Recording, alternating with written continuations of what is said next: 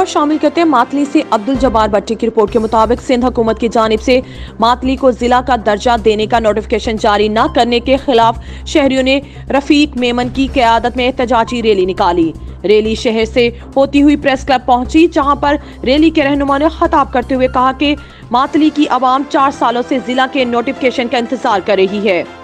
पर इसके बावजूद नोटिफिकेशन जारी नहीं किया जा रहा, जिसकी वजह से आसपास के मकीन दफ्तरी काम करवाने में इनको मुश्किल का सामना करना पड़ रहा है। उन्होंने धमकी देते हुए कहा कि अगर अच्छा फौरी तौर पर मातली को जिला बनने का नोटिफिकेशन जारी न किया गया तो दूसरी सूरत में एहतजाज का दायरा वसी किया जाएगा।